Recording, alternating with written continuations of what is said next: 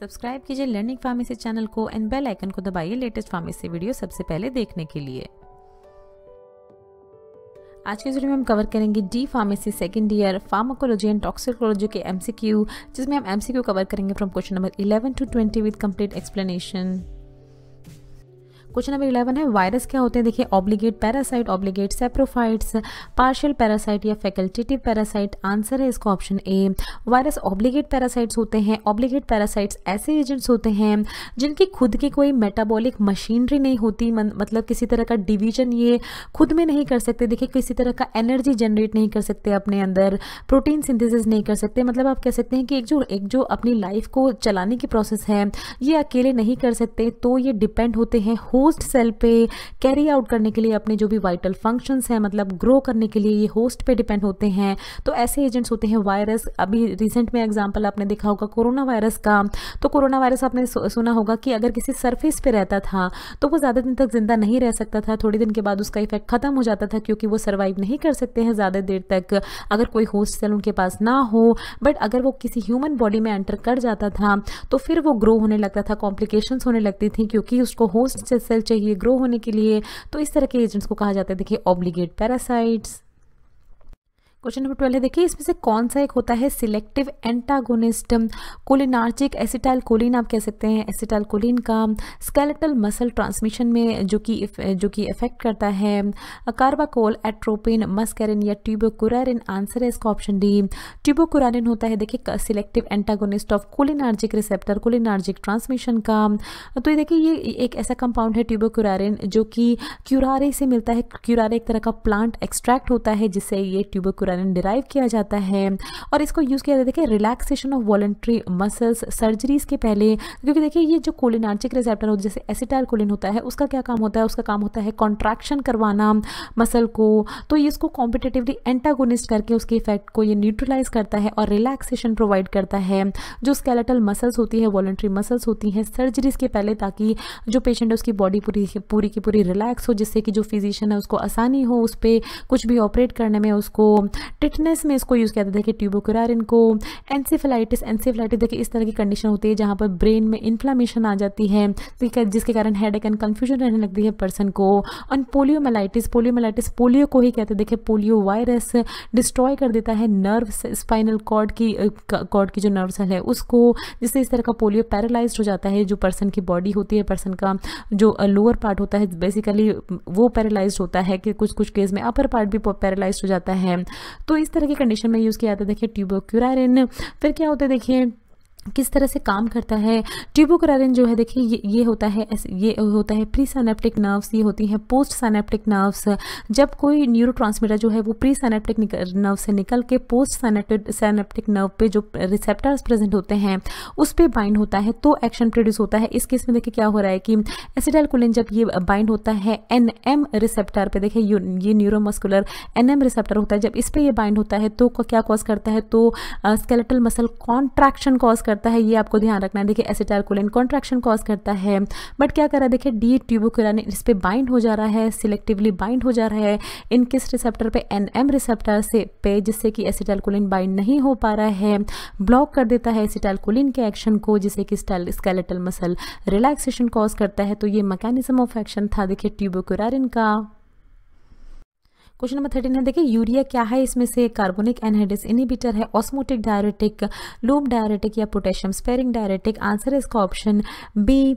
Urea एक तरह का ऑस्मोटिक डायरेटिक है। सबसे पहले देखिए, डायरेटिक्स क्या होते हैं? ये ऐसे एजेंट्स होते हैं जिनको बॉडी में सॉल्ट और वाटर का लेवल बैलेंस रखने के लिए यूज़ किया जाता है। जो एक्सेसिव सॉल्ट एंड वाटर है उसको बॉडी से एक्सक्रीट करने के लिए यूज़ किया जाता है। बेसिकली जो हाइपरटेंशन के केसेस होते हैं, जिनको हाई बीपी होता है जिन पेशेंट्स को, उनको दिए जाते हैं ऑस्मोटिक डायरेटिक, जिससे कि जो उनकी बॉडी में जो सोडियम का लेवल होता है वो मेंटेन रह सके। अब ये क्या है? यूरिया, देखिए, 3 तरह के होते हैं osmotic diuretic, mannitol, sucrose and urea. तो यहाँ पर मैनिटोल का एग्जांपल दिया है। यूरिया और सुक्रोज भी ऑलमोस्ट इसी तरह से काम करते हैं। क्या करते हैं, देखिए, ऑस्मोटिक डायरेटिक ये इनहिबिट करते हैं reabsorption of water and sodium. So देखिए, सोडियम और वाटर जो है ये रीअब्जॉर्ब नहीं हो पाता है, ये पूरी ही प्रोसेस के दौरान रीनल ट्यूब्यूल्स में, जिसकी वजह से ये एक्सक्रीट हो जाता है बॉडी से सोडियम एंड वाटर। और क्या होता है जो जैसे हमने देखा है कि हाइपरटेंशन केस में यूज़ किया जाता है, तो बॉडी का जो ब्लड प्रेशर होता है वो मेंटेन रहता है। किस तरह से देखिए, मैंने यहाँ से जब दिए जाते हैं ऑस्मोटिक डायरेटिक, तो वो यहाँ जाके क्या करते हैं, देखिए रीनल फ्लो जो है वो बढ़ा देते हैं, किडनी में जो फ्लो होता है वो बढ़ा देते हैं। फिर यहाँ पर ये देखिए, ये परमिएबल होते हैं वाटर में, मतलब ये वाटर के अंदर एंट्री कर लेते हैं और एंटर कर सकते हैं वाटर के अंदर, डिज़ोल्व हो सकते हैं जो वाटर यहाँ प्रेजेंट है उसके अंदर। और फिर ये क्या करते हैं, देखिए क्योंकि पहले से ही वाटर प्रेजेंट था और उसके अंदर इस तरह के एजेंट जो है वो डिज़ोल्व हो गए हैं, तो क्या हो गया है, देखिए फ्लो रेट को इंक्रीज कर देते हैं। अब जो धीरे धीरे जा रहा था वाटर, अब वो और तेज़ी से जाने लगेगा वाटर, देखिए यहाँ से और तेज़ी से मूव होने लगेगा, जिससे क्या होगा, सोडियम के रीअब्जॉर्प्शन, सोडियम जो है देखिए यहाँ से रीअब्जॉर्ब हो जाता है रीनल ट्यूब्यूल्स में। बट अब क्या है, क्योंकि फ्लो तेज़ हो गया है तो रीअब्जॉर्प्शन का चांस कम मिलेगा और सोडियम जो है अलॉन्ग विद वाटर एक्सक्रीट हो जाता है बॉडी से। तो इस तरह से काम करते हैं ऑस्मोटिक डायरेटिक्स। इसमें से क्या देखिए, एक प्रॉपर्टी नहीं है ट्राइसाइक्लिक एंटी डिप्रेसेंट की, ये लो प्रोटीन बाइंडिंग होती है इनकी, ये मेटाबोलाइज्ड होते हैं लिवर में, हाई लिपिड सॉल्युबिलिटी होती है एंड रेडली क्रॉस करते हैं प्लेसेंटा। तो आंसर है इसका ऑप्शन ए। सो देखिए, ये लो प्रोटीन बाइंडिंग ये प्रॉपर्टी नहीं होती है ट्राइसाइक्लिक एंटी डिप्रेसेंट की, इनकी हाई प्रोटीन बाइंडिंग होती है, अभी बताएंगे कैसे। बट बाकी सारे होते हैं देखिए, मेटाबोलाइज्ड होती है ये लिवर में, हाई लिपिड सॉल्युबिलिटी होती है, प्लेसेंटा को क्रॉस कर जाती है। तो जो प्रेग्नेंट लेडीज़ होती हैं उनको ये नहीं प्रिस्क्राइब की जाती है इस तरह की मेडिकेशन। फिर देखिए, tricyclic anti depressant highly bound होते हैं प्लाज्मा प्रोटीन से। प्लाज्मा प्रोटीन में एल्ब्यूमिन, ग्लोबुलिन एंड फिब्रिनोजेन, तो ये तीनों ही प्लाज्मा प्रोटीन होते हैं जिस पे ये बाइंड होते हैं एंड धीरे धीरे जो है ये रिलीज होते रहते हैं ब्लड सर्कुलेशन में। फिर देखिए, हमारी बॉडी में दो तरह के न्यूरोट्रांसमीटर होते हैं जो मेजर होते हैं, एक्साइटेटरी एंड इनहिबिटरी। एक्साइटेटरी में आता है देखिए ग्लूटामेट, एसिटाइलकोलिन सबसे मेजर न्यूरोट्रांसमीटर होता है एक्साइटेटरी न्यूरोट्रांसमीटर के केस में। हिस्टामिन, डोपामिन, डोपामिन देखिए एक्साइटेटरी भी होता है और इनहिबिटरी दोनों में ही होता है डोपामिन। फिर नॉन एपिनेफ्रिन होता है जिसको नॉन एड्रेनालिन भी कहते हैं, एपिनेफ्रिन होता है जिसको एड्रेनालिन भी कहते हैं। ये सारे एक्साइटेशन कॉज करते हैं हमारी बॉडी में, जो जब ये रिलीज होते हैं तो एक्साइटेशन कॉज करते हैं। इनहिबिटरी न्यूरोट्रांसमीटर में आता है देखिए गामा अमीनोब्यूटारिक एसिड, गाबा कहते हैं जिसको, सेरोटोनिन जिसको 5-HT कहते हैं, डोपामिन। तो ट्राइसाइक्लिक एंटी डिप्रेसेंट क्या करते हैं, देखिए इंक्रीज करते हैं level of nor epinephrine and serotonin. तो यहाँ पर एक एक्साइटेटरी और इनहिबिटरी न्यूरोट्रांसमीटर, इनका लेवल जो है ये इंक्रीज करते हैं। ये आपको याद रखना है, बहुत सारे क्वेश्चन, बहुत सारे एग्जाम्स में पूछा जाता है। और ये क्या करते हैं, ब्लॉक कर देते हैं एक्शन ऑफ एसिटाइलकोलिन। तो ये एसिटाइलकोलिन जो कि मेजर न्यूरोट्रांसमीटर होता है, ट्राइसाइक्लिक एंटी डिप्रेसेंट इसको जो है ये बिल्कुल ही ब्लॉक कर देते हैं, जिसकी वजह से इनको यूज़ किया जाता है डिप्रेशन को ट्रीट करने के लिए, डिप्रेशन को कम करने के लिए। फिर देखिए क्लासिफिकेशन, अगर आप देखें बहुत सारे एग्जाम्स में क्लासिफिकेशन पूछी जाती है अलग अलग कैटेगरी से, तो ये भी प्लीज़ वीडियो को पॉज करें और इन्हें भी ज़रूर देखें। देखिए टर्शरी अमीन्स होते हैं, secondary amines and other derivatives होते हैं। टर्शरी अमीन में आते हैं देखिए अमीट्रिप्टाइलिन, ब्यूट्रिप्टाइलिन, क्लोमिप्रामिन, डोसिल्पिन, डॉक्सीपिन, इमिप्रामिन, लोफाप्रामिन एंड ट्राइमिप्रामिन, ये सारे टर्शरी अमीन्स में आते हैं। सेकेंडरी अमीन्स में आते हैं डेसिप्रामिन, नॉरट्रिप्टाइलिन एंड प्रोट्रिप्टाइलिन एंड अदर डेरिवेटिव्स में आते हैं डाइबेंजिपिन। तो ये क्लासिफिकेशन भी आप ज़रूर देखें। क्वेश्चन नंबर 15 में आपसे पूछा है कि बाइगोनाइड का इसमें से एग्जाम्पल क्या है, मेटफॉर्मिन, ग्लिबेनक्लामाइड, रोसीग्लिटाजोन या रेपाग्लिनाइड। आंसर है इसका ऑप्शन ए, मेटफॉर्मिन आता है देखिए बाइगोनाइड ये कैटेगरी में। तो एंटी डायबिटिक ड्रग को अगर आप क्लासीफाई करें तो देखिए ये सल्फोनाइल यूरिया होते हैं सबसे पहले, जिसमें second generation and third generation होती हैं। फिर ये होते हैं देखिए थायाजोलिडीन डायोन्स होते हैं, मेग्लिटिनाइड होते हैं, बाइगोनाइड्स होते हैं जो हमारा क्वेश्चन है। तो मेटफॉर्मिन क्लास की कैटेगरी की ड्रग आती है। इसके अंदर अल्फा ग्लूकोसाइडिस इनहिबिटर होते हैं, वोग्लिबोस जो कि बहुत ज़्यादा आजकल यूज़ की जा रही है। तो यही देखिए आप बट आपसे सिर्फ क्वेश्चन में बाइगोनाइड पूछा तो सिर्फ आपको बाइगोनाइड नहीं, आपको सारे ड्रग्स के बारे में पता होना चाहिए। देखिए ग्लिबेनक्लामाइड कहाँ आती है, देखिए यहाँ पर आती है सल्फोनाइल यूरिया में, सेकेंड जनरेशन की कैटेगरी में आती है ग्लिबेनक्लामाइड। और भी सारी ड्रग देखिए ग्लिपिजाइड एंड ग्लिकाजाइड, ये भी सारी सेकेंड जनरेशन में आती हैं सल्फोनाइल यूरियाज में। थर्ड जनरेशन में सल्फोनाइल यूरिया में आते देखिए ग्लिमिपिराइड थर्ड जनरेशन में। फिर देखिए और भी ऑप्शन में क्या है, रोसीग्लिटाजोन, तो ये इस कैटेगरी में आती है। थायाजोलिडीन डायोन की कैटेगरी में पायोग्लिटाजोन एंड रोसीग्लिटाजोन आती हैं। फिर देखिए ये रेपाग्लिनाइड है, ये मैग्लिटिनाइड की कैटेगरी में आती है। रेपाग्लिनाइड बाइगोनाइड में metformin and alpha glucoside inhibitor में वोक्लिबोस, तो सारे ही आपको ड्रग्स याद करनी है। बाइगोनाइड क्या होती है? डायबिटिक मेडिकेशन होती है जो कि टाइप 2 डायबिटीज़ को ट्रीट करने के लिए यूज़ की जाती हैं।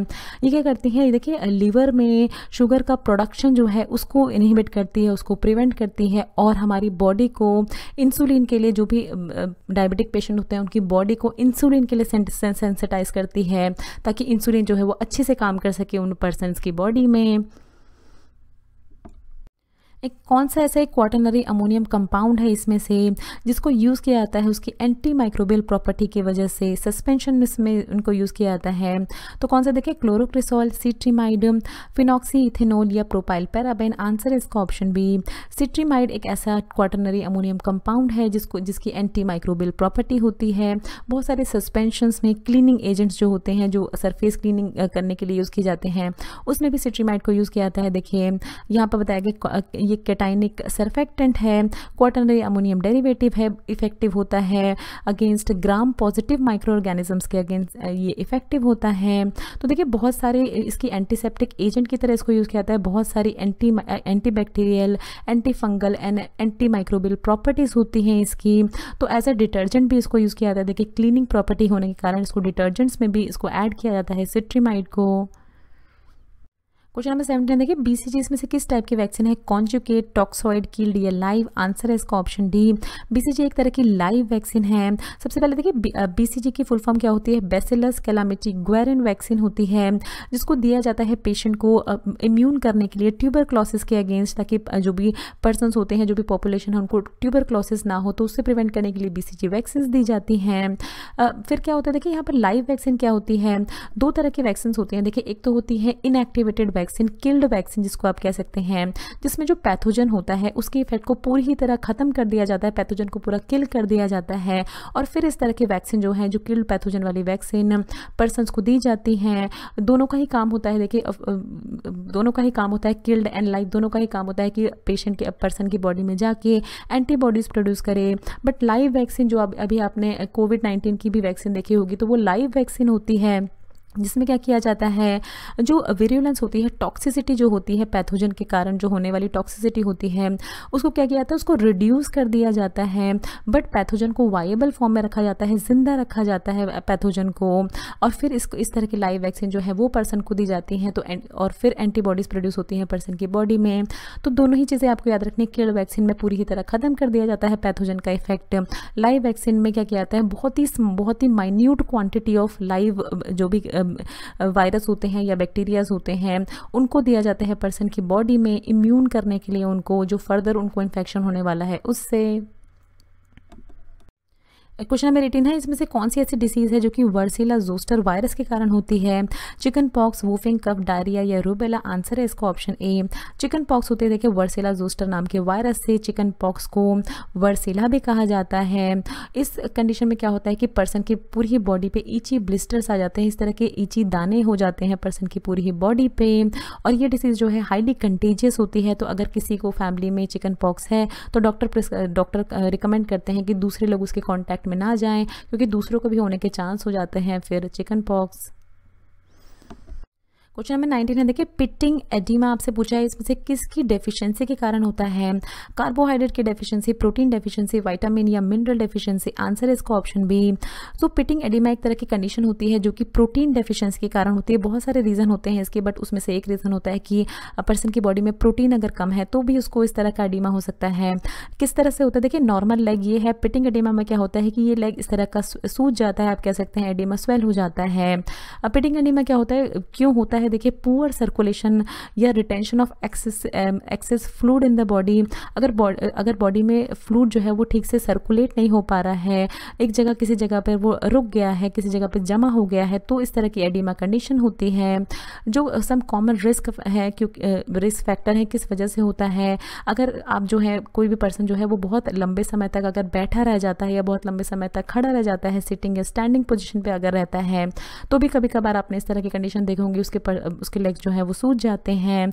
लो प्रोटीन लेवल जो हमारा क्वेश्चन था, देखिए इसकी डेफिशिएंसी के कारण होता है प्रोटीन की, ओबेसिटी के कारण होता है, प्रेग्नेंट वुमन में बहुत ही कॉमन देखा जाता है ये जो लेटर स्टेजेस होती हैं जब उनकी प्रेगनेंसी का 8th या 9th मंथ चलता है, क्योंकि उनकी बॉडी का वेट बहुत ज़्यादा होता है, तो इस तरह की एडिमा कंडीशन, इस तरह का लेग स्वेलिंग हो जाती है उनकी।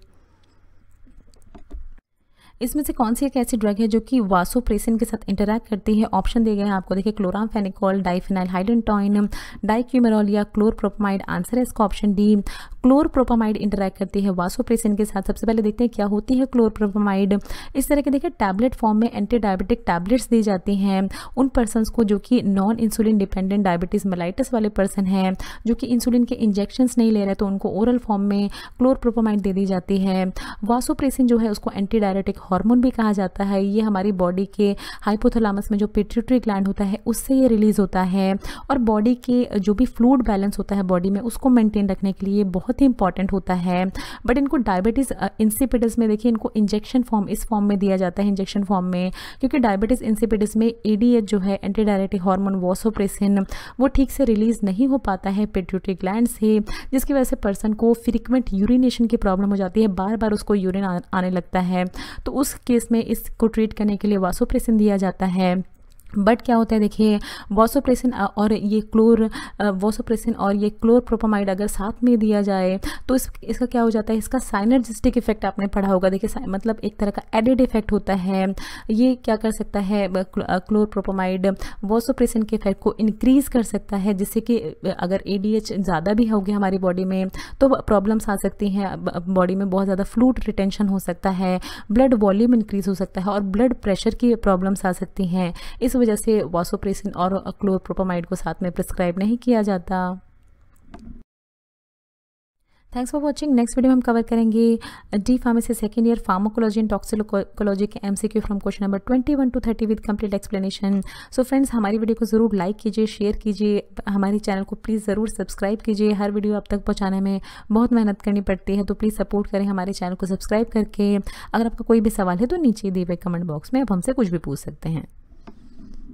ये कुछ हमारे रिलेटेड वीडियोस के लिंक हैं जिन पे क्लिक करके आप उनको देख सकते हैं। दोस्तों, लर्निंग फार्मेसी पे आने के लिए और ये वीडियो देखने के लिए आपका बहुत बहुत शुक्रिया। मिलते हैं अगले वीडियो में।